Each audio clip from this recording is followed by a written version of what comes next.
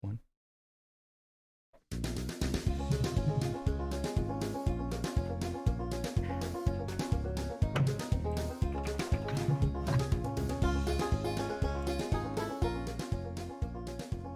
Hello, and welcome to this week's episode of the Metacast podcast. That's the podcast that improves itself, improves ourselves, and improves the self in general. My name is Ty. I'm going to be your host, and as always, I'm joined by my watchful co-host, Distance. Tonight, we are going to cap off a three-part series that we started 2 weeks ago. We began talking about physical readiness.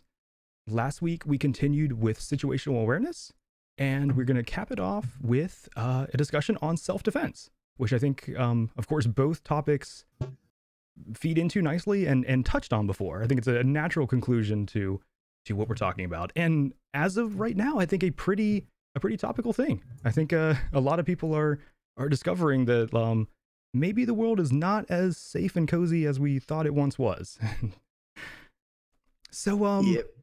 I want I feel like I do this a lot, but a lot of times we like you come up with the topics, and so I want to hear your first initial thoughts and what brought you to want to talk about this. Was there something that specifically happened, or just a general interest? Well, no, it's just I guess just like a general interest. I think that a lot of it just has to do with my past as like a person. You know, like I got my ass kicked a lot when I was a kid, so like I know like what it's like to be a victim, so to speak, or like to have somebody like break you or beat you up or whatever. So it's not a good feeling to have. And did you ever read The Outsiders? Is that Stay Golden, Pony Boy? Yeah, I remember that. Yeah. The one character, I can't remember his name, but he's the reason for the major plot line because he gets beat up really bad. Then he carries like this gigantic knife around with him all the time. Yes. And he ends up stabbing somebody. I think that is Pony killing Boy. them. Is that the main? Okay. I think it was. I think it's their little. It's not. I don't think it was Pony Boy. I think it was like the little guy. I forget his name. No, you're right. You're right. I forget his name But too. He and Pony Boy like ran off like that. That's the kind of thing. Like I'm not gonna like stab anybody unnecessarily, but it's the same kind of thing. Like what is it? It was Johnny. Johnny. Johnny. That's his name. There's the rapper Jadena has a lyric. It's like once you get bitten by the snake, the paranoia make you pop a lizard in the face. So it's like you almost like after you've been bitten one time, like you become like just cautious about things that maybe seem silly. Yeah. Like, bro, it's just a lizard. Like, you don't know that, man. You don't know that. I have to pop it in the face now. Wait, why would you do that? Because I'm paranoid, bro. Well, exactly. I could be the next evolution of snakes. They're growing legs. That makes them more dangerous. Let's take it out now. Like, better be safe than sorry. Yeah. Right. Yeah. But that has a lot to do with it. And it's also just the fact that, I sometimes look around and I see a sort of hesitance to take responsibility for one's own safety. A lot of people don't want to do that. And they say things like, I shouldn't have to, or, oh, well, okay, whatever. You buy your katana or whatever, I'll just call the police, and that kind of, I find that somewhat bothersome. I agree. The whole, like, I had the same discussion. I forget what the context was with someone the other night, but it was like, there's a very big difference between the prescriptive and the descriptive when we're having, like, if you're talking about just the reality of the world and someone says, oh, I shouldn't have to do that. It's like, well, fine. Yeah. Like you shouldn't have to. But the question is in our reality right now, do you have to? Yeah. It's like, but do you? Yeah. So one thing that I found interesting is that we typically think of self-defense as being physical, but I found just a dictionary definition of it that says the defense of one's person or interests, especially through the use of physical force, which is permitted in certain cases as an answer to a charge of violent crime. I saw that same definition. It was interesting that it specifically, like, it actually says, like, and people will plead this sometimes. It's like, that's weird. Yeah. To me, I was expecting two different definitions. One of just like, here's what self-defense means, and then here's the definition when used in a legal setting. But yeah, it was interesting that it was just kind of amended onto that.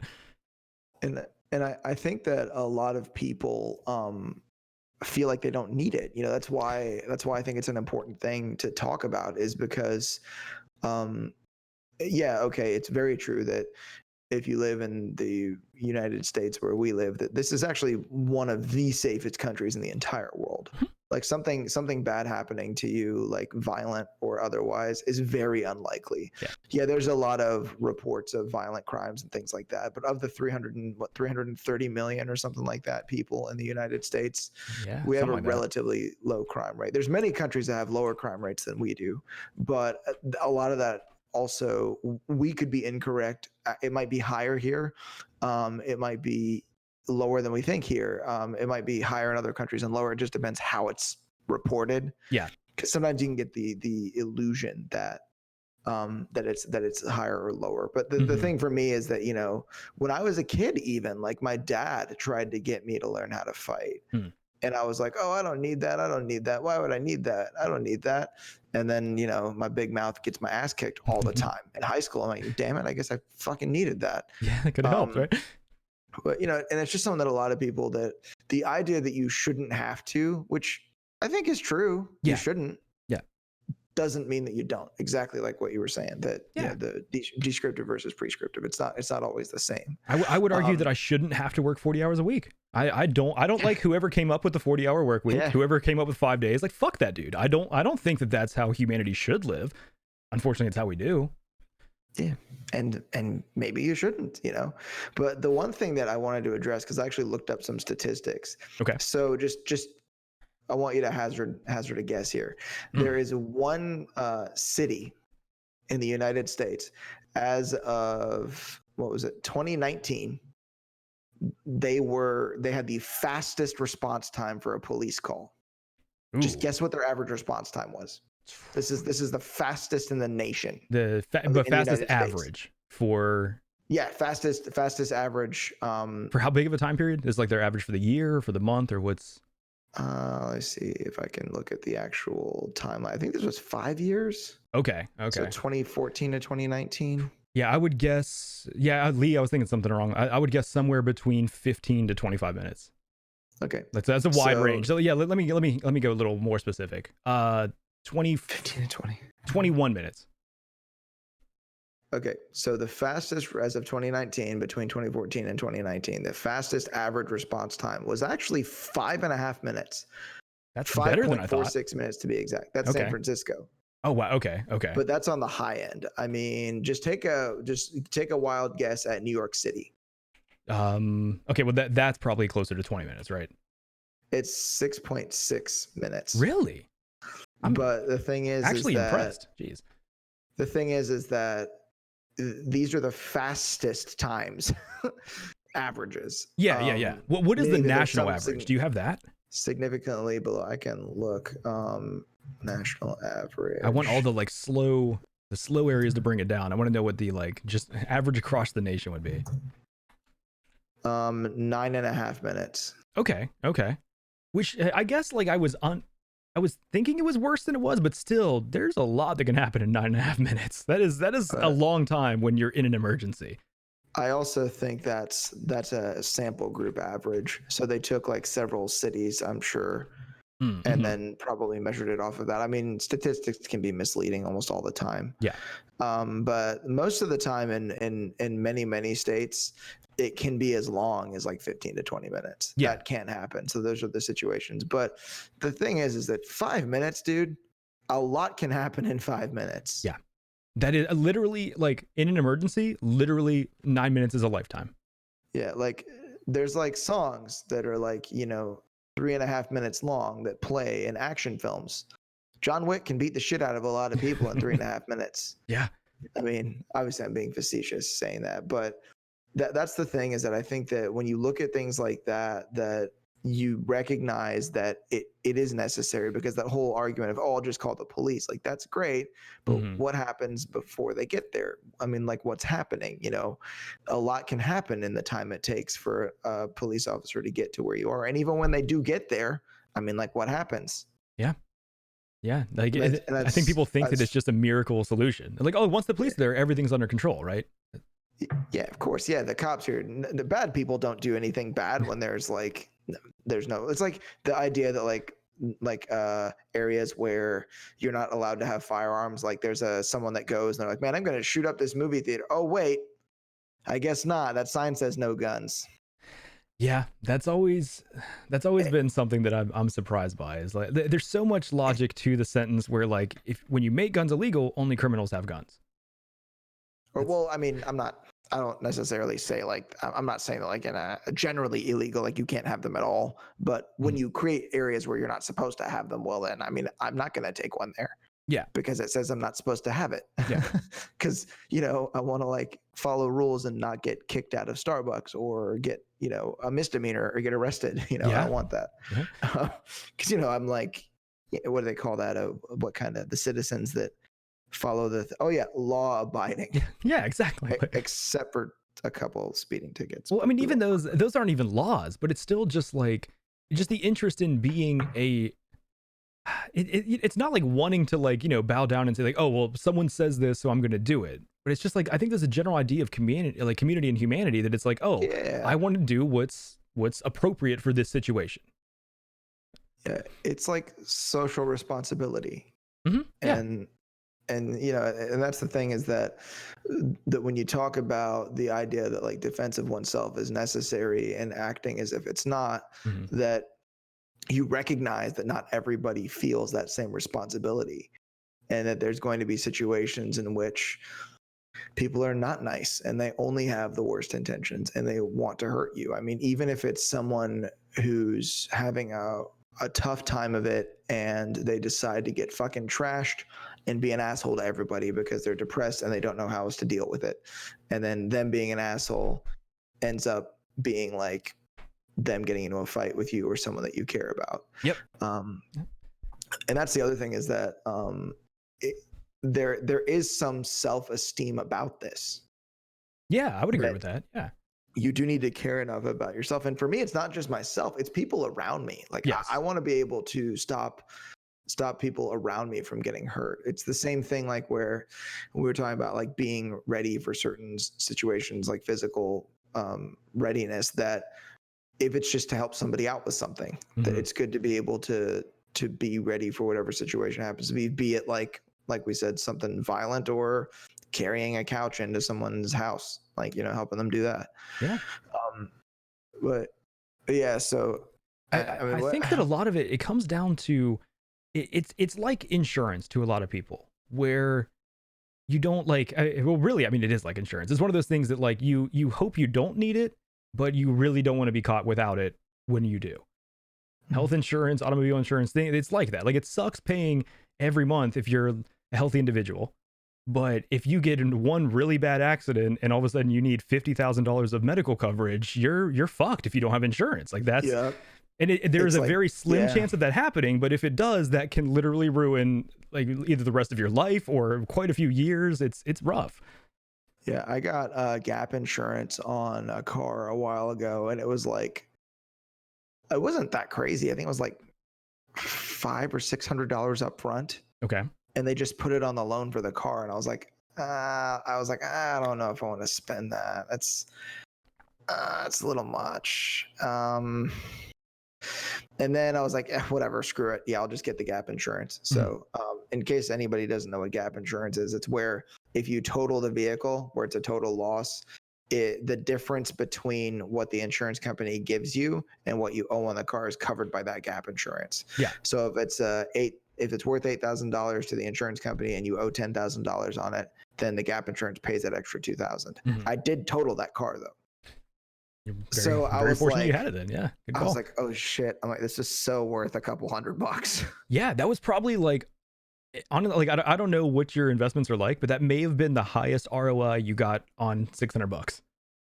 I think so. I mean, I was actually, I didn't realize how upside down it was on the car either. And I was like, fuck, like this, it's a good thing I had this, because it would have been like a lot worse, like cost me a lot more money over time. So I'm really glad that I did that. But yeah, it's, and sometimes it happens, sometimes it doesn't. But it's the same thing that where, something bad happens, you're like, man, I'm really glad that I was able to help myself or possibly these other people out of this situation. Yep.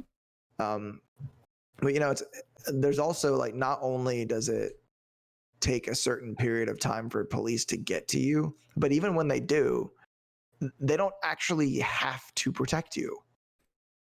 This is an interesting. You brought this up like briefly before the podcast when we were doing sound check, and this is a very new concept to me. So as far as like a official requirements of a police department or I guess a police force, is it laid out that they need to do something, or I'm at a loss to this concept. This is interesting. I guess first we have to start out with like duty to rescue, which it means different things in different places. Okay. And there's also like several different cases in the U.S. where like there have been questions about this and what it entails. So in common law, a duty to rescue arises where a person creates a hazardous situation. Okay. If another person then falls into peril because of that hazardous situation, the creator of the hazard, who may not necessarily have been a negligent foreseer, not foreseer, tortfeasor. I don't even know what the fuck that means. A tort is a common law jurisdiction. It's a civil wrong that causes a claimant to suffer loss or harm. Okay. That's for a law school class.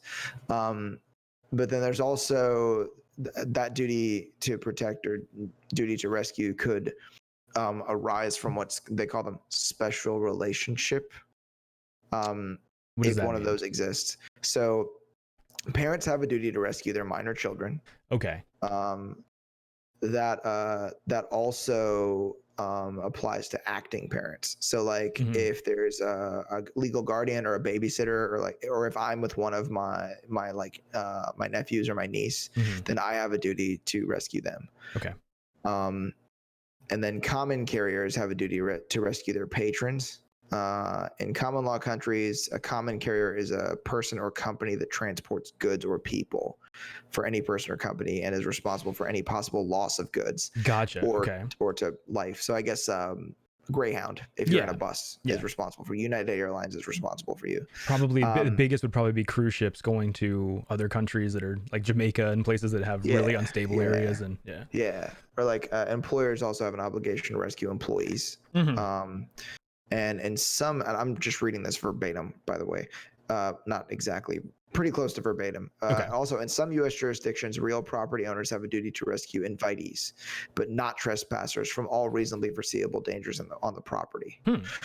There are some jurisdictions, though, apparently California is one of those jurisdictions, they extend the duty to rescue to all persons who enter upon real property, regardless whether they're classified as invitees, social guests, or trespassers. That's interesting, yeah. But I don't think California is the only state. I think there's actually several states where that happens. I've heard of that. That almost goes along with like squatters' rights and stuff like that, where it's like literally like you all of a sudden have some sort of rights just because you decided to put yourself in a place that you, I guess, technically weren't allowed to be. But that's interesting. It's nuts to me. Apparently, spouses also have a duty to rescue in common law. Okay. So your partner, if it's a legal partnership, I wonder if that goes to civil unions too. I think it might just be spouses. And then in the U.S., 10 states had laws on the books requiring that people at least notify law enforcement of and or seek aid for strangers in peril under certain conditions. I think they call those Good Samaritan laws. Oh, that makes sense. Yeah. Oh, yeah, it's in here. Yeah, Good Samaritan laws, despite their difference from laws of the same name that protect individuals who try to help another person. That's a biblical thing, right? The Good Samaritan, like, isn't the Good Samaritan story? Yeah, I thought so. I think the Good Samaritan, I think, was someone that gave Jesus water, and like he was like a Galilean, and you're not supposed to associate with Samaritans or something like that. Yeah, it is like an area in like I thought so. Okay, yeah, I thought so. That's interesting. Okay. Yeah, I think that's the story. I think it was just like something that just happened to be there, so like they helped the guy out, like even though they were in like rival factions or rival groups. But yeah, so apparently, let's see, California, Florida, Hawaii, Massachusetts, Minnesota, Ohio, Rhode Island, Vermont, Washington, and Wisconsin. Those states all have those Good Samaritan laws where there's some reasonable measure you have to go to. But apparently those laws are rarely applied. Yeah, it seems And like that would are be kind of tough to enforce. generally ignored by citizens and lawmakers. But it also says that there's supposed to be some reasonable protection given, like reasonable legal protection given to someone who tries to help. Yeah. It's not like, but I think it depends. Like, I think if you have a CPR certification, Mhm. then it's fine. If the person dies, that I think you might be waived from all negligence. Maybe, I don't know. But if you don't have like a CPR certification, you attempt CPR and someone ends up dying, then I think they consider it negligence just because you don't have a license. I think, I don't know. Makes sense. Somebody fact check me on that. But yeah, so there's the idea is that if you notice in here, at no point does it say in common law that law enforcement has a duty to protect anybody. Mm-hmm. But one of the things that you'll see in some of these Supreme Court cases is that it's said that there's let me see if I can find the specific example. So this is related to I think that I'm not going to like name names or anything. There was an individual that there was a mass shooting at a school in Florida. What was that? Marjorie Stoneman Douglas High School. Yes. Yeah. In Florida, there was a shooting there where we're not going to name the murderer, but we may name victims. So let's see. There was a remark this is a district court. I'm trying to find the judge's name. Bloom, I think, is the last name. So the idea is that there was actually a claim made. It was let's see, what was this case actually called? Oh my God, I can't find the name of the case. But it was basically several families of the kids at the school had made a claim against the local government, particularly law enforcement. And there's one of the people that was actually on the bench at this. Let's see. So no, this is actually a U.S. judge. This is not district. There was other things said in district court, but so the quote from Bloom, who was on the bench there. Fun fact, appointed by Barack Obama in 2014. Don't know why that's in this article. So the quote here is that the claim arises from the actions of the killer, who we won't name, a third party, and not a state actor. Thus, the critical question the court analyzes is whether defendants had a constitutional duty to protect plaintiffs from the actions of the killer. As previously stated, for such a duty to exist on the part of defendants, plaintiffs would have to be considered to be in custody. Okay. So unless you're in custody of the police, that there's really no need for them to protect you. One part of that confused me. What was the reference to a third party? The way that was worded, I lost me at the beginning. Because the event happened because of the actions of a third party and not a state actor. Oh, okay. So the person had been like a member of the state or a government group. That makes sense. The way it was worded, I thought it was like three different. I thought it was like because of the killer, the state actor, and a third party. I was like, hold on, what? Like, okay, no, I completely misunderstood that. That makes sense. And so that is very interesting. So they're saying there's absolutely no duty to act. Yeah, or nothing that's legally enforced. I think the idea is I believe, and so because I had to kind of skim through this earlier, I believe there was a student resource officer at the school who remained outside during this. Yeah, that's actually in the Wikipedia article. There's an entire section on officer inactivity. And it mentions that there was a student resource officer who was armed on site and in uniform. And he remained outside during the shooting. And then apparently 8 days after the attack, he was suspended without pay. And then he immediately retired following that. So I wish I could find the judge's first name. I'm not seeing it in here. There's also another thing that the judge was quoted as saying. But it That is interesting. His sheriff even says so and so was absolutely on campus for the entire event, and that he should have gone in, addressed the killer, and killed the killer. So even though I guess it's not a legally like enforced thing, he like his superior is saying that that's what he should have done. Yep. But there's no. So the other thing that Judge Bloom was quoted as saying was, "We want to say he had an obligation, but the law isn't that. From a Yeah. legal standpoint, there was no duty."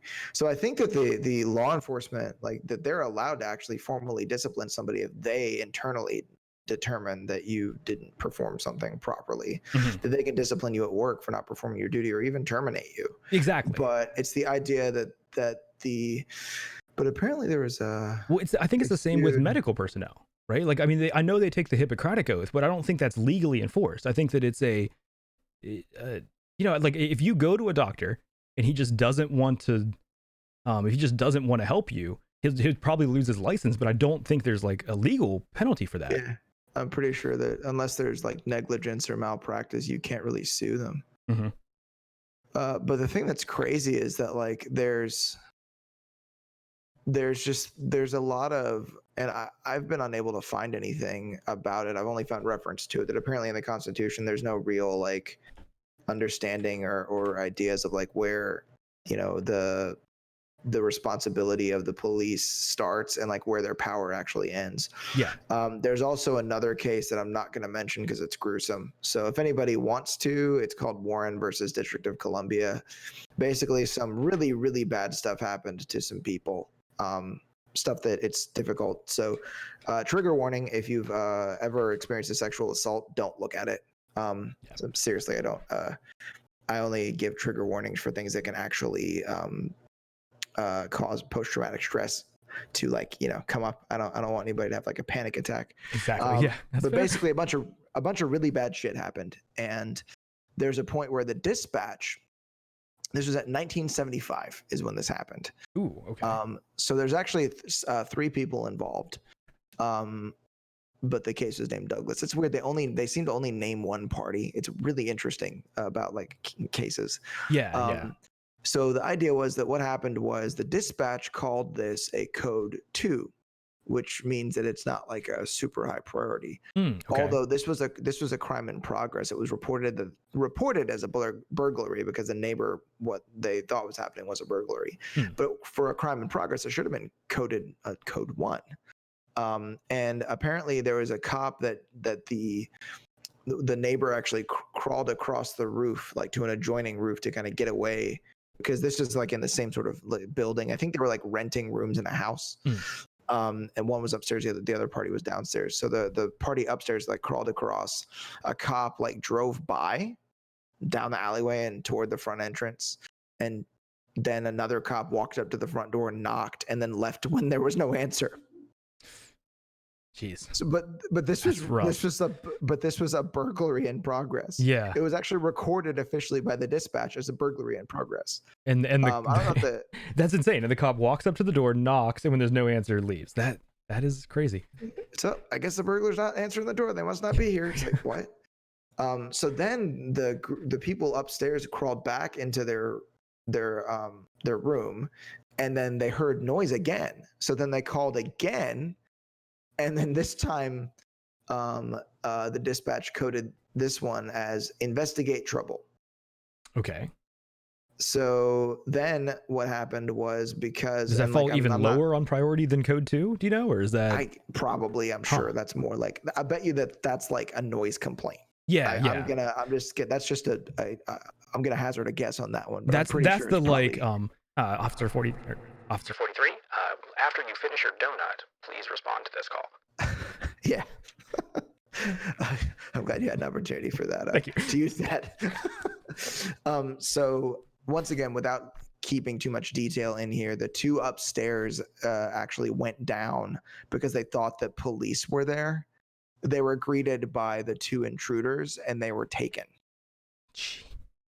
to the home of the intruders, where I'll just say more crimes occurred. I'll leave it at that. But this is just like too much to. It's fucked up, man. Like, I found myself it made me very upset, like reading the actual like things that occurred. Yeah. Well, it definitely like shakes your any kind of like comfort you feel or security you feel, and just knowing that, oh well, I can call the police and they'll show up. Like I mean, we first talked about how long it could be till they show up, and now it's like they may show up, knock on your door, and when you don't answer, it's like, oh well, call, like yeah. That call's finished.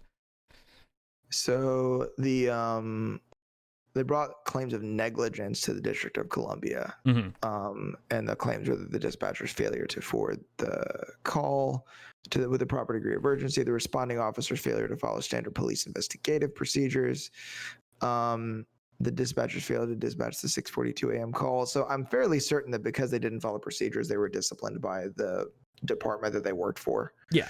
But once again, it's like there was no legal obligation for them to like.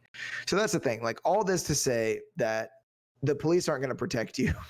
Yeah. Maybe they might, because a lot of them just live and they have principles, and they have an idea of like who they are and what they do, and they identify as being that person, the one that's gonna come in there and save the day, or they're gonna take the bullet for you, or whatever. Yeah. There's a lot of cops that feel that way, and a lot of cops that will take it upon themselves to do so, but they don't have to. Yeah. There's no legal requirement for it. Yeah, that comes from the inside. Yeah. And even if you have like the most like hardcore, self-responsible, gung-ho cop in the world, it's still going to take him at the absolute least 5.5 minutes to get there. Yeah. Or at least, I mean, not the absolute least. Maybe it's a bit quicker if they're just around the corner. But if you happen to live in San Francisco, congratulations, because the average is pretty damn low. But this is the reason why this stuff is required. Like, this is why everybody needs to, because yes, you shouldn't have to, but guess what? You do. Yes. And yeah, the police will probably protect you when they get there. But they also legally don't have to. So yeah.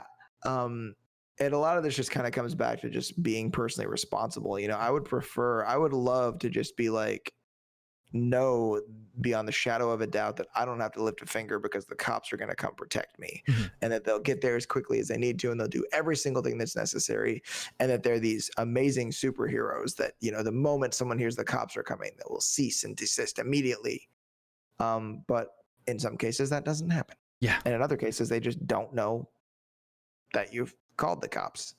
So the thing is I guess we should probably get to the point where it's like, well, if I need to defend myself, then how do I learn?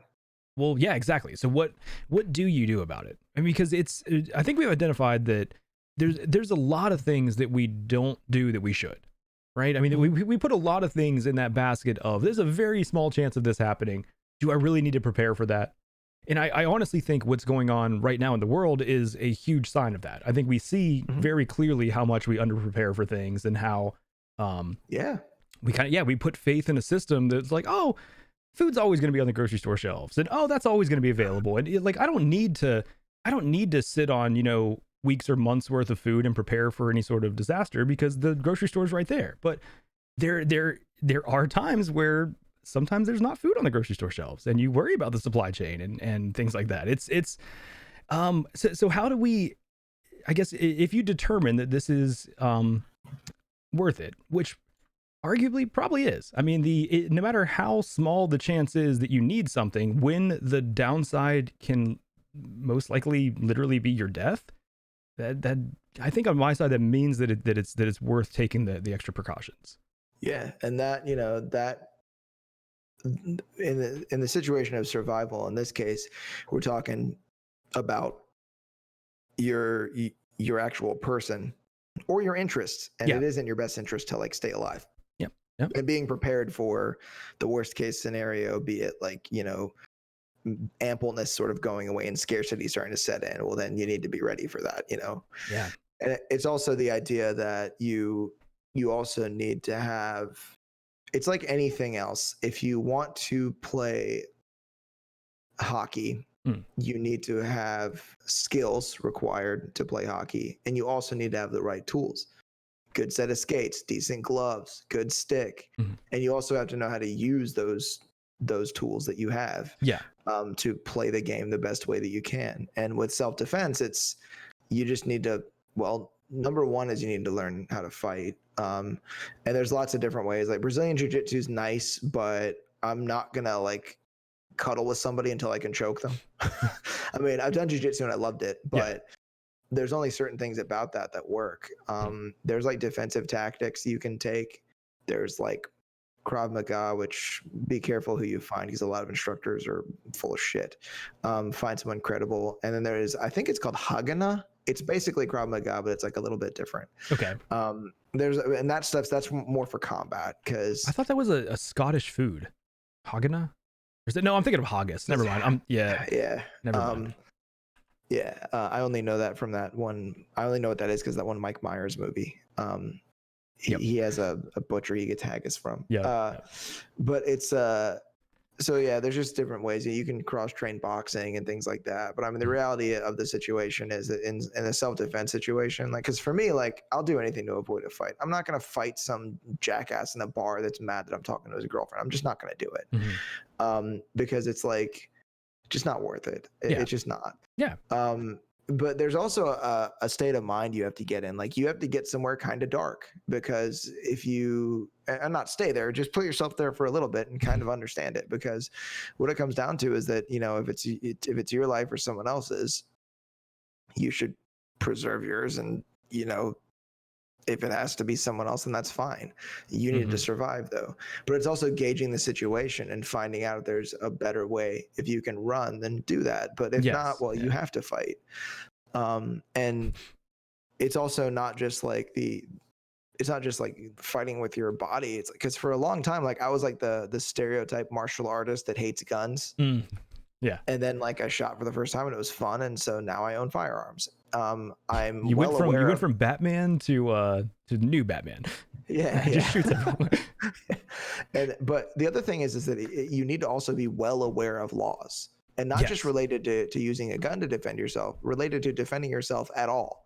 Because there's a lot of times in which force is not necessarily reasonable, and in a situation in which someone is threatening you physically, and you expose your handgun that you're carrying legally with a permit, your intent is to try to get them to back off. But you've also just committed aggravated assault. Exactly. Yep. Because you just threatened someone with a deadly weapon. So that's still illegal. And you can actually be charged for that. And in situations, everybody thinks like, oh, you know, someone attacks you, shoot them, and it's self-defense and justice. No. It's not that clear. No. It's like, and it's the same thing, like, where if you happen to know a fighting style or a fighting discipline that is capable of maiming or killing someone, you need to make sure that you really, really, really need to do that and use those techniques in that situation. So that's where the situational awareness comes in that we talked about. You have to know, like, is this a situation in which I need to use deadly force? Yes. Yeah. And if it is a situation in which you need that, well, then do it, and then hire a fucking army of lawyers, because you're going to need it. Yeah. But I mean, it's better to be sued than killed. Yeah, there's companies that actually offer for people that carry firearms. There's carrying insurance, or I think it's carry insurance, something like that. CCW insurance. I don't know. There's a name for it, but it's actually insurance that you can pay a premium per month. Here's the thing: they're not going to defend you if you're like a murderer. Like, if you just like walk up, they'll actually look at your case, but they'll cover your legal expenses in case you need to use your weapon to shoot somebody. And the thing for me is that, like, being a firearm owner, like, I don't want that. One, I don't want to have to deal with the fact that I hurt somebody severely, even if they did have it coming, so to speak, or they were trying to hurt me or someone I care about. And two, I don't want to get wrapped up in all that legal shit. Like, I might end up going to jail. Like, even if I think that I'm 100% justified, that not ethically, even morally, I feel like I have the high ground. Because I think most of us would think that the resource officer that stood outside and didn't go in and engage the person that was killing those kids did something morally or ethically incorrect. But legally, it's not. It's fine. Well, I think we, like, anyone that thinks laws and morals align in 100% of situations are insane. Like, that is just they're not the same thing at all. Yeah, in fact, very often they don't, Yeah. and sometimes they're at odds with each other. They're in complete contradiction. But also, self-defense comes down to things like being prepared for bad stuff, like what's happening now. A lot of people are stuck at home. Mhm. It's things are starting to get more scarce. It's starting to get more difficult. So that's like another way in which you can defend yourself. But you also need to, if it comes down to defending yourself from another person, it's recognizing the fact that for me, when you attempt to harm someone maliciously, you are typically attempting to harm someone that you perceive as being weaker. And that is depraved behavior. That is profoundly immoral to me. Yeah. So at the moment someone decides that they want to do that, they've actually become subhuman to me. Mm-hmm. Like, I don't even think that I'm fighting a person. Like, this is a savage. And I mean like in the bad way, not like in the some people say it in a way like to compliment people, but I mean this in the bad way. This is no longer a human to me. Mm-hmm. This is something that needs to be stopped. It's a monster. Especially because it's always someone that you perceive as weaker. It's predatory behavior when you're going out trying to hurt other people typically. But yeah, it's, and also with firearms, if you decide that you would like to have a gun to defend yourself with, fucking learn how to use it and learn how to use it very well. We don't need dipshits walking around with fucking guns in their pants that don't know what the fuck to do with them. Even trained police officers can accidentally shoot the wrong person, and it happens. Yeah.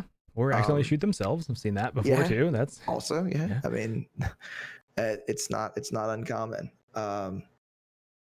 So yeah, but the psychology part's really important. You really need to put yourself in the headspace to know like that all the things that your parents, particularly probably your mom, my mom anyway, taught you are wrong. You need to suspend all of that and just go after it, so to speak. But if you're practicing self-awareness, in most cases, you won't end up in a situation. You won't end up in a situation where you have to.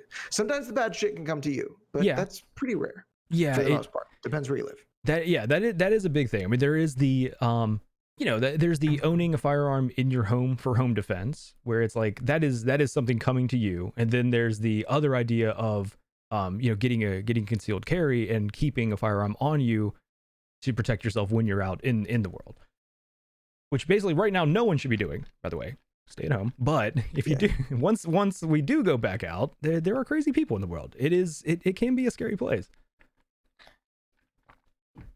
So what are the first steps that someone takes then? Do you suggest, I mean, basically you made it sound like you suggest both learning to fight and making sure that you have a weapon of some sort. Do you think that that's necessary for everyone, or do you think that some people could just get a weapon, or some people could just learn to fight, or do you think that it always is both, or is both just the ideal preparation? I think that both is the only acceptable preparation for me. One thing that a lot of people don't realize is that it's actually really hard in some situations to get to a firearm in a street fight.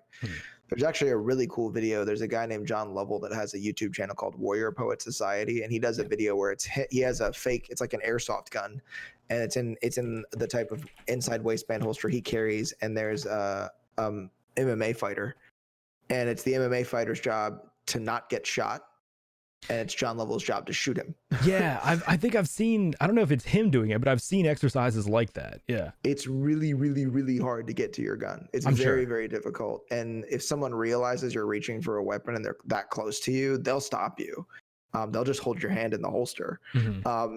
If they know what they're doing anyway. But in that exercise, it's like the person that he was fighting knew he had a firearm, so like that made it easier for him to kind of control the situation. But to get like the distance to be able to fire is like, so I'm not one of those assholes that's like, oh man, if everybody had guns, we'd all be safer. And I'm also not one of those people that's like, I definitely don't believe that.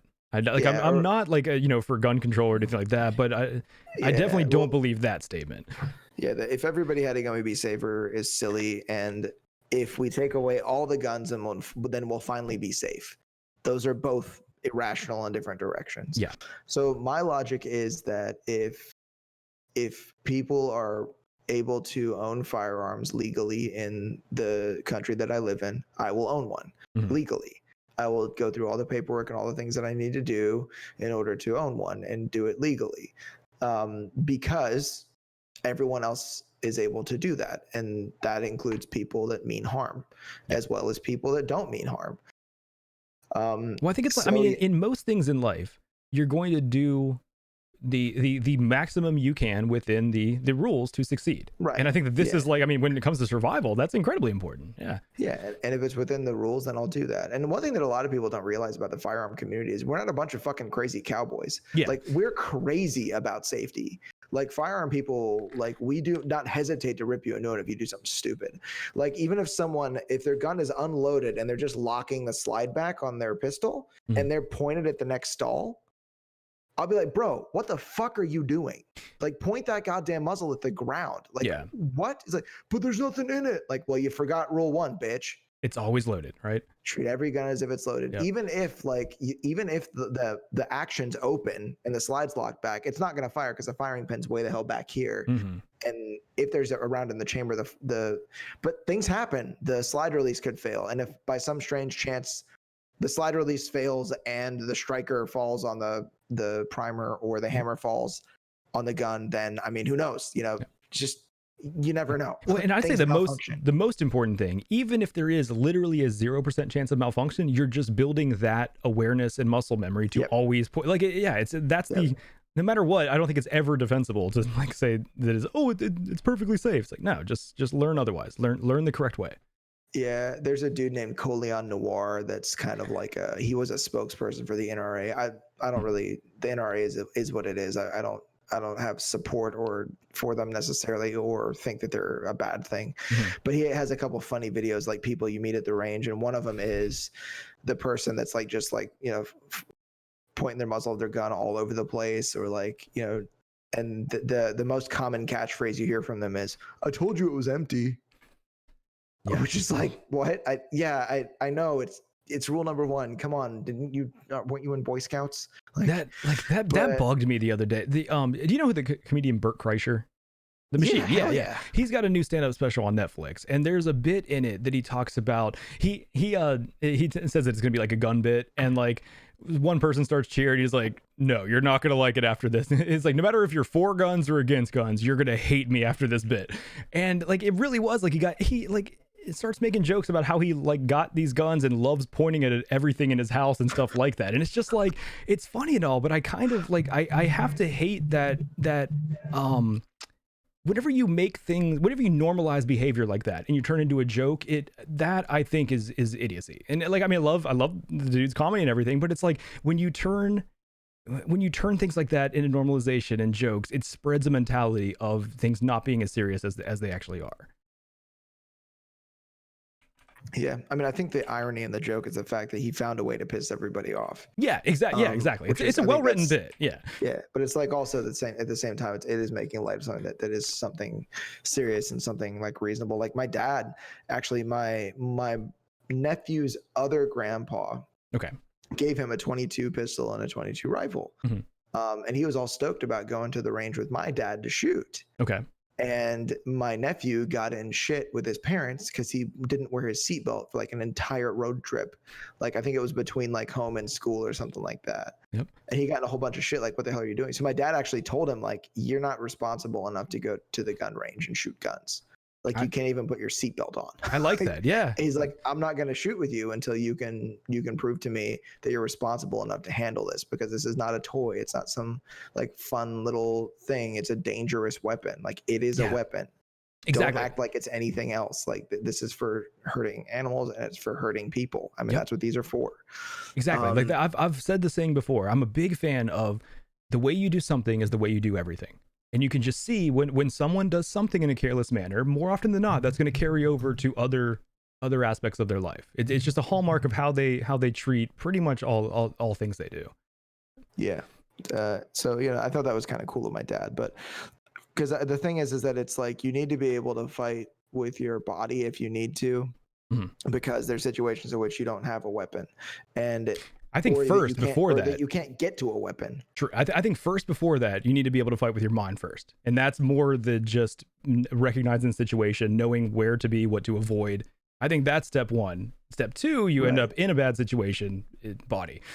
Yeah, because like the self-awareness aspect keeps you away from the self-defense aspect. Yeah. In some cases, it'll still come, but you can do a lot to avoid bad situations on your own. Just parking places where there's lights, not walking around alone in certain areas at certain times. And again, none of this is victim blaming, but it is just saying being aware of your situation can keep you out of trouble. Yeah, and like we said, like if you do everything right, bad things can still come. Yes. Like that's it's just being responsible before it happens. And if it does happen, well, then you can learn from it. That's not a blame on anybody. But I've learned from all the bad shit that's happened to me, and I don't blame myself for it or allow anybody else to blame me for being a victim. But now I just take responsibility and try really hard not to be. I still might. I mean, I can do everything right and still be a victim. That's like the only way you can really find silver lining in a bad situation like that is to learn from it. If something bad happens to you, that sucks. Like there's a bad thing that happened, but if you can recognize what maybe part you played or what you could do in the future to avoid that, that's growth. That's learning and that's changing, and that's a good thing. Yeah, and in no way we're not really trying to endorse violence here. We're just talking about being comfortable with it if it's necessary, and getting in the headspace to be comfortable when needed. And some people just have this innate hesitation. Some people are really just caretaker type individuals, and I mean. And some it seems innate for some individuals that maybe they're not even capable of getting there in their head. So for y'all, just stay out of bad situations, and it doesn't even matter. You never have to worry about someone hurting you. I do wonder though, hopefully, when you're talking about getting there in your head, I do wonder how much of it is simply just instinct. It's not something even in the head. Like someone in a bad situation like that it has to be in a fight or flight situation. Like I don't know if that caretaker mentality even comes in, or is it just animal brain instinct to survive? And then later you realize what happened, and you're like, oh wow, that wasn't me. I could never do that. Like, it also depends on the situation, because there's like a lady who I cannot. Oh crap! I wish this is like going to be so anecdotal, but it was a lady that like she was like driving around with her kids in the car, and some dude like tried to jack her car while her kids were in it. She like shot that guy in the face like twice. Gee. You don't fuck with the mom's kids, dude. Yeah, it's like, and that's the thing is like, this is someone who like, I was even like reading some stuff about the lady, that she's actually pretty gentle, like nice spirited, like, oh yeah, don't you know, kind of like Midwestern, like Better Homes and Gardens, wicker Bobby's basket, mom, crocheting like mom, and then like someone threatens her kids, and next thing you know, you have pieces of metal in your face. I want to address what Lee just said in chat too. I think that's actually a good point. Is in situations like that, when it's self-defense, I don't think that there's there's no right way to fight. You fight as dirty as possible. It's not like you don't no rules. Yeah, exactly. Yeah, I think that's a good point, Lee. Yeah, that's one thing that like this is maybe like there's a scene in John Wick where he has somebody in a triangle choke, like jujitsu, and then he just shoots the guy. I'm like, oh, I was like, ugh. Yeah, it's like if only that'll get you disqualified from a jiu-jitsu tournament, though. Yeah, there's rules in jiu-jitsu. Yeah, you can't no guns in jiu-jitsu. So yeah, it's just getting yourself like where you can handle the situations, because I think that a lot of us want to think we're going to act a certain way in all kinds of situations, be it I don't know, global health crisis, or attack on myself or someone I care about, or a burglary, or being a parent. Like there's all kinds of situations where I'd like to think I'd know how I would be, but I really don't know. I have no idea. Like I want to go bungee jumping, and I think I'm just going to be like Mr. like, oh yeah, I'm hardcore and just woohoo, like, but I might just be terrified and actually have to have one of the people like, talk me into jumping off of the platform to bungee jump. Like who knows? Like I might actually just be shivering in my boots.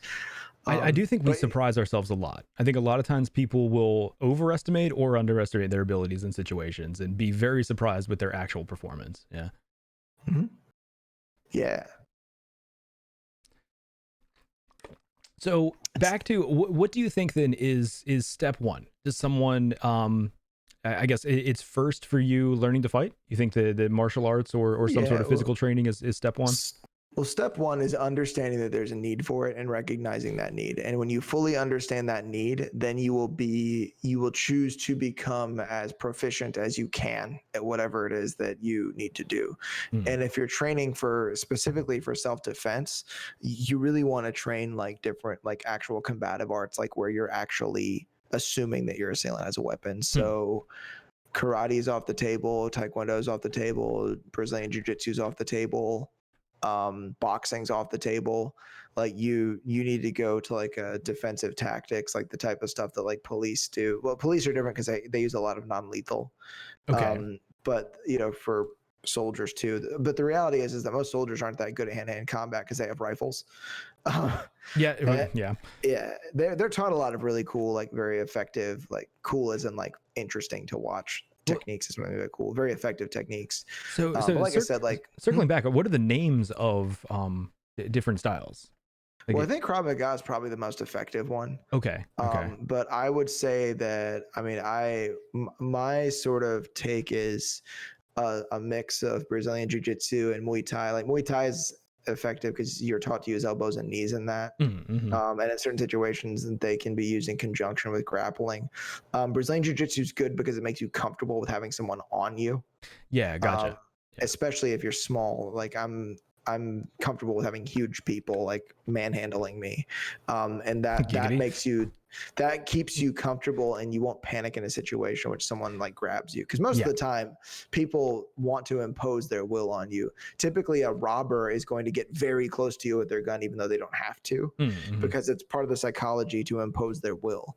So a lot of the time people want to, if it's just hands, they want to grab you and like, and they want to, sort of what's the word, impose their will on you. But you know, Krav Maga is great because it's intended for like the Israeli Defense Force, so it's like it's a version of what they do. So it's like moves that are intended to maim. They're not nice, like it's gouging people's eyes and fish hooking their cheeks and things like that. Like how do you practice that in like a sparring environment though? You just kind of move with it. The funny thing is you actually don't gouge eyeballs when you're doing like an eye gouge. There's actually like a little pocket of nerves and in the top of your eye sockets that if you press on them, it will make you move away, and you can pretty much steer someone by their head by doing that. Gotcha. Okay. So there's like, you know, things like that. Like there's ways that you can practice it. And the thing is like, be rough with each other. It's a fight, you know? But there's ways you can practice it, like where you practice the motions of doing so. Okay. There's also like the idea of like you can claw your hand and actually like reach behind someone's ear and actually rip an ear off pretty easily. Yeah, that apparently is only in like the double-digit pounds of force to do. Ears are apparently way too easy to rip off. Yeah. Once again, not endorsing violence, avoid it at all costs, but when you got to, you got to. Which you started to touch on there though. Do you think the most important thing is less actually learning the physical tactics and more just learning the mental comfortability of being in a high pressure situation like that? And just kind of more adapting to like not panicking and just keeping your wits about you. And you could have an underdeveloped amygdala and be completely unmoved by a situation like that and still completely fuck everything up, because everybody somehow thinks that there's something instinctive about fighting and there's just not. Like you can do like sort of violent things instinctively, but actually being proficient and not making mistakes. Like there's a show called I think it was called Human Weapon. Okay. There's that's a good show. I remember that. The former football player, and then there was a former MMA fighter, and they would go and do crash courses in different fighting disciplines. Did you see the Krav Maga episode? So I know I had that show on. I feel like I say this about every show we talk about. I had that show in the background while I was playing a video game. I don't specifically remember the Krav Maga episode. I remember it started with Muay Thai. I remember them going to Thailand, but I don't remember the Krav Maga episode. That episode was actually really cool. So they took the MMA fighter and they were like, okay, your assailant has a knife. So he's going to attack. It's a foam knife. It's a practice knife. So he's like, so he's going to try to stab you. Like, and you need to do whatever you can to stop him. So he's MMA fighter, grappler. He goes in, he's like, all right, double underhooks, woo! Which is like, essentially you can do it you have to have your hands underneath their armpits, Mhm. but you would lock your hands together in what they call an S grip. Yeah. Which is actually a really strong grip. A lot of people want to do this, but this is actually stronger. So, and you can do it like at the small of someone's back, and like you pull their hips in. So that allows you control, so you can lift them up and put them on the ground. It also takes away power for striking, because a lot of the power for hitting comes from the gyration of your hips and the movement of your core. Yeah. Yeah. So he's like, double underhooks. So then the guy with the knife, the assailant, just goes stab, Stab. stab, Stab. stab, stab. Yep. But he like sewing machines this dude. Yeah, like yeah. He's just like, they show it in slow motion and he narrates it, and he's like, I was stabbed 17 times. Oof. I got a lot of work to do. So then they teach them like, yeah, this is not a cage fight. There's no rules here. Yeah. Like you are, there's nothing here to keep you safe. This person and you can do whatever you want and have whatever weapons you want. And because this is also people that are training for war. So it's like, this is a totally different, this is 100% life or death to them. Mm-hmm. But they teach you all kinds of interesting techniques, like high and low, as far as like hitting someone high, hitting them low, bursting, where like as you stop someone from hitting you, you hit them. The idea is to provide stimulus to the person, so then that way they can be distracted by things. But yeah, it's like there's just a lot of people think that they just have it figured out. And even a professional fighter who's used to fighting in a cage with rules and a referee and rounds, still completely useless. Yeah, that's very true. It is important to be comfortable enough that you don't completely freak out. The adrenaline's going to happen, but it's also important to really understand the techniques. They're both important, but by getting in the situations where you understand the techniques, that will necessarily make you calmer in a situation in which you need to use them. Sorry, go ahead. So being completely calm in a situation doesn't really matter if you don't know what to do. That makes sense. Okay. So for someone that wants to get started, but doesn't think, I'm sure there's people out there that don't have an actual interest in martial arts. For this, it's a means to the end. It's not that they don't want to spend years practicing something. Realistically, how long studying like a Krav Maga or a tactic like that would you say will get someone proficient in just what would be, street self-defense? Well, the beauty of that stuff is that it's very simple. Okay. So it's like, someone will be like, bro, what do you do? Someone grabs you like this, and they'll like grab my wrist a very particular way, and I'll be like,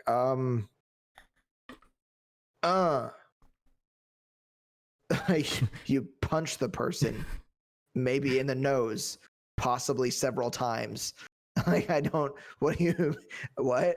But like in Hapkido or other, and I think there's even wrist locks and stuff in Taekwondo, they're going to teach you really complicated ways to like lock wrist and move this way, move that way, and kick people in the shin to stun them. And it's in a way to try to control the situation without hurting somebody. Gotcha. And being noble is worthless in a fight. Yeah. That's why I won't get in a fight where I need to avoid hurting somebody, because it's not worth it. Like, I'll try to avoid that as much as I can. Like, no matter what happens, like if I fight you, what happens to you will be severe. So like, I want to avoid doing that to somebody. Yes. Because it's not necessary for some drunk asshole. And yeah, there's certain types of like wrist locks that are actually simpler to use that I actually like. But some of them are just needlessly complicated, or like, just weird stuff. The thing about the stuff like Krav Maga and also like many of the self-defense courses, at least the good ones, is the techniques are super simple. Okay. So it's like as simple as like moving your hands a certain way and then elbowing someone. Learning the actual like way to properly throw strikes in a defensive situation, that's a little harder, but it's super simple. Like the stuff that you do is like not difficult at all. But so simple to learn, but how long would it take to actually with practice make that? That's the thing. Like, they're simple enough that you really don't need to take that much time. Okay, well, I guess maybe what I'm thinking though is like that you need the practice to make that muscle memory, or to make that be your natural response, or is it just I would say if you are in class regularly, if you're going every single time those doors are open, if you're there, you can be reasonably proficient at something like that. Specifically, the self-defense stuff, you can be proficient at that in maybe like 6 months. Wow. Okay. And how? And maybe 3 even if you're in the classroom enough, and if you pay enough attention. But you're saying how often are classes normally? Is that once a week, twice a week? Depends on the place. If all they offer is the one thing, then you can go like multiple days a week. Some places offer classes in the afternoon, some in the morning even. You can go super early, super late. Okay, but I completely agree that this is incredibly necessary. I just have to throw out that I don't think that that's realistic for most Americans. I don't think that most working Americans are willing to spend 3 or 4 nights a week for 6 months to learn something. So is that actually like the baseline necessity? Are you saying that if you're not willing to put in that time, it's not worth learning, or is that the ideal proficiency level, or what kind of scale are we talking here? I mean, you could be reasonably adept at doing this stuff in 3 months if you're in class every single day, or like if you're there 2 or 3 times a week. Most of the classes are pretty reasonable as far as times go, and how long you're actually there. It just depends. But I would say 3 months to be reasonably okay, enough to where you could probably get out of most situations. Okay. And then 6 months to where you'd really have the degree of skill that you want to have. But the bottom line is if your life isn't worth 3 to 5 days a week, okay, then get hurt. Be a victim. I mean, that's what it comes down to. Do you want to be a victim, or do you want to be able to defend yourself? If you don't have time, fine, make excuses. But when you get in the situation, this is the general you. When you get in the situation, it's well, goddamn, I wish I would have spent that time. Yeah. But once again, it's like you said, with the insurance thing, it's maybe it's a waste. Maybe you never, ever need it. And I fucking hope that nobody ever does. That would be so nice. I would love to, go to my grave without ever needing to defend myself or someone I care about in a violent situation. I don't want that. But, it's how important is your safety to you? How important is your life? How much responsibility do you want to take over that? How important is the life of your parents, of your friends? Well, and also, unlike with insurance, there are additional benefits that you're going to get just from studying this. You don't get a mental or physical benefit from paying your insurance bill. True. But you could actually get in better shape, learn some better discipline. There's a lot that you can actually learn from this practice rather than just the actual self-defense, which is the main point. But and even if you don't have time to be in there constantly, something's better than nothing. Some idea is better than no idea. Yeah. Okay. Yeah. That's what I was trying to get to, is I didn't want it to steer people away, that it's hearing oh, well, we're talking 5 days a week for 6 months. It's whoa, all right, never mind, I can't do that. It's no, I completely agree. Yeah. Something is better than nothing, but I didn't want to make it sound like CrossFit, but yeah, I think I might have. But yeah, it's but that's the thing, is that it's just about how much time do you want to invest in it. And you can be kind of prepared, or you can be really prepared. Having some idea is better than none. Having a lot of idea is better than some. And there's also the chance you might just find out you love it. Yeah, and you just might like it so much that you're there all the time anyway, and it doesn't matter. You actually make the time. Yeah. But it's that whole I forget who said it, but it was, instead of saying I don't have time, say it's not a priority. Yeah. So if it's not a priority, then it's not. But Yep. But something's better than nothing. And then as far as the firearm thing goes, for me, it's just a personal choice that if everyone's able to own them legally, it doesn't make sense for me not to. And I mean, you can get guns for pretty cheap. Yeah, I mean, they're not. They're. Well, I mean, they're at least. I mean, there's plenty of. You have to get a permit and go through background check and psychological waiver, where they actually pull your mental health records. But at least here, anyway. Don't they only need that for handguns in the state? Yeah, I thought so. Yeah, I'm pretty sure you could just buy shotguns and rifles. Yeah. Oh yeah, that's because mainly because they're difficult to hide. Yeah. Well, that's it comes down to then. I mean, I think the two levels of gun carrying, or gun owning, I guess, I was talking about before. There's either keeping a weapon at your house, and then versus actually keeping one on you while you're out. Yeah.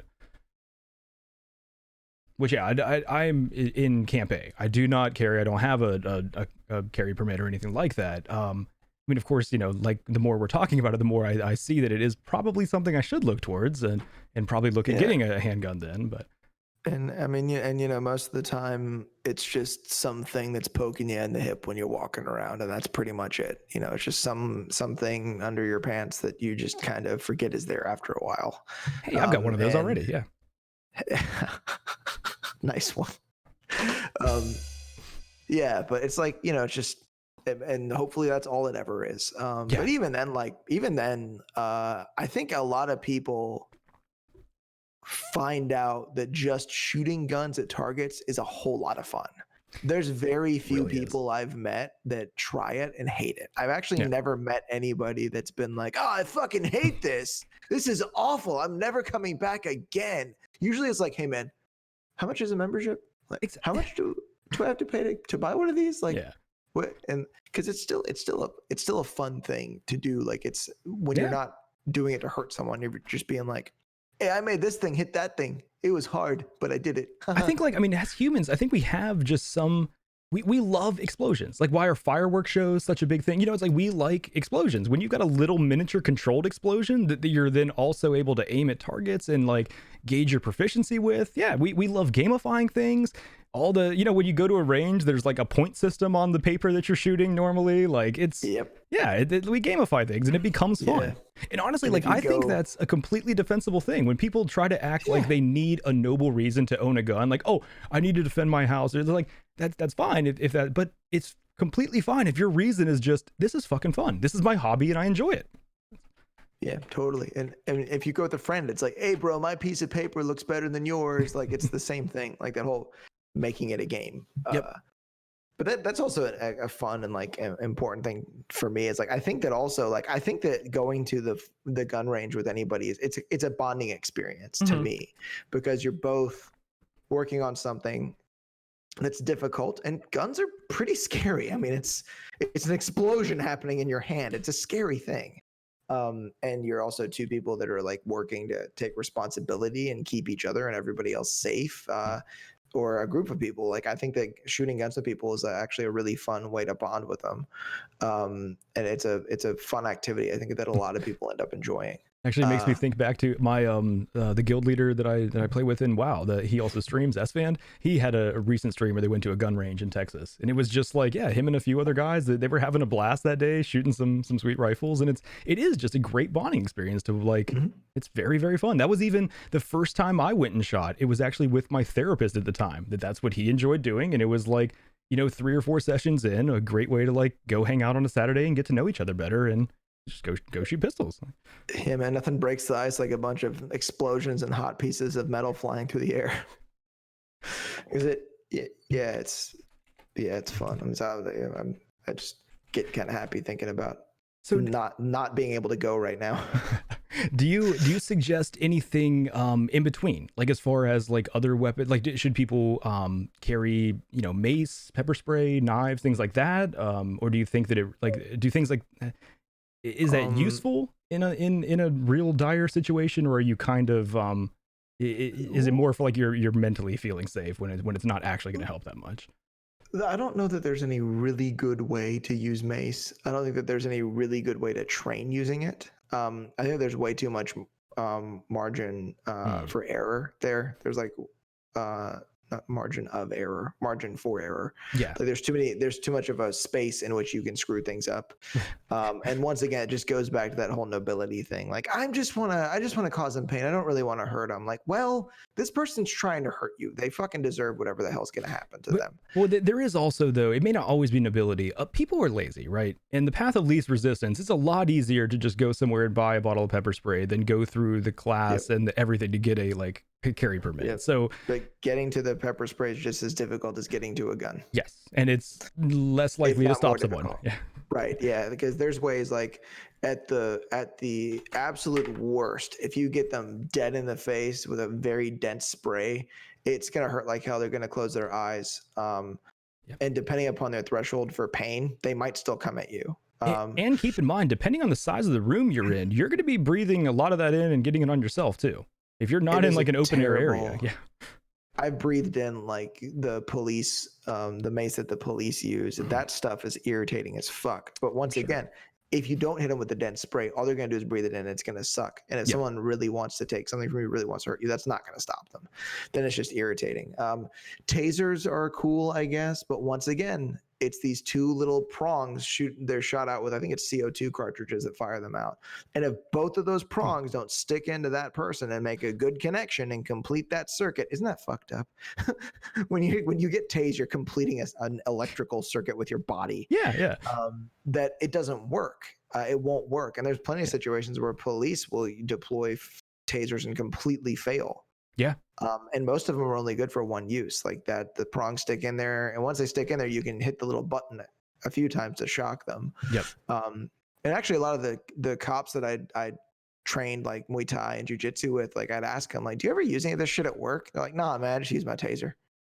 I'm sure. Yeah. I was like, "Really?" Yeah, they gave us mace too. I was like, "Oh yeah, there's that." He's like, "And most of the time, like people don't really want to mess with you anyway, so you just you don't really have to fight anyone." Do cops still carry like batons? Is that still a thing?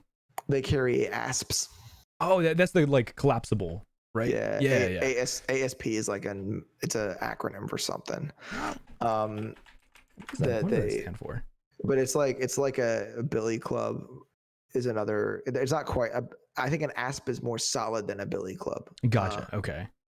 But yeah, it's yeah, they but they don't carry like those batons that look like tonfas, like the karate weapon. Yeah. They don't carry those anymore, but they do. Yeah. Honestly, like I wouldn't want to get hit with an ASP. I think that probably hurts like hell. It looks like it does. I think if you swing it hard enough, I think you could break anything short of a femur with it. Yeah, these things look. Yeah, that's right. They got a lot of leverage to them. Don't fuck with cops, guys. Yeah. Just be cool. Be cool. But also, don't rely on them, and do not think that they are just going to be always there to help, right? Yeah. I would say that a knife is more effective if you know how to use it than any of those things. And in some cases, a knife can even be more effective than a gun, because a gun is only dangerous if you're in front of the muzzle.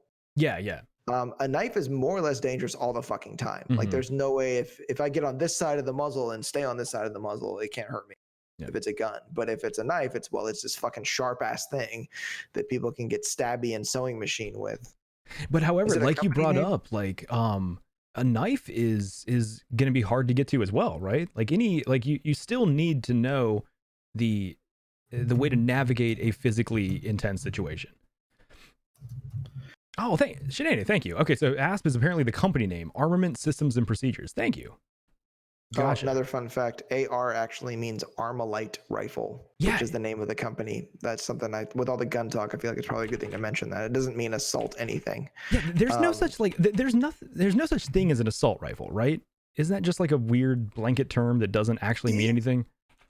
Yeah, well, not exactly. I mean, like you could call an assault rifle, I would call a rifle that the exact gun that someone in the military uses, because it's intended for war. So I would call that an assault weapon, I guess. What is standard? Is it an M4 now? What do they carry? Yeah, I think an M4 carbine, but there's several other types of weapon systems they have out there, I think. Like there's like the little box magazine machine guns and shit like that. I don't know what their standard rifle is. I don't know if the Marines use Remingtons anymore for snipers or not, because there's like a weird thing, the Remington 700 rifles, like several years ago with the. Nice. Apparently the Air Force uses M16 still? That is. Oh, at least when your buddies were still in it. Gotcha. Okay. Yeah. Well, that's. And then they, So, but it's just, I guess maybe it's more accurate, instead of calling the guns that the military uses assault weapons, maybe we should just call them military weapons, because they're military issue. That would make the most sense. Yeah. But yeah, I don't, and I don't want to talk like politics really, but I'm talking semantics and like the accuracy of terminology. That is what we do here. We talk semantics a lot. Plus, there's I think it's the mini 14. I think is basically functions the exact same way as an AR-15, but doesn't look quite as scary. Gotcha. Okay. So we've outlined, I guess, a plan for someone to get started, and it should be easy, I guess, to find resources in your local community search just Krav Maga training or things like that. I know a lot of places will give you like the first lessons free a lot of times. Like a lot of times you can get started and just see what you like.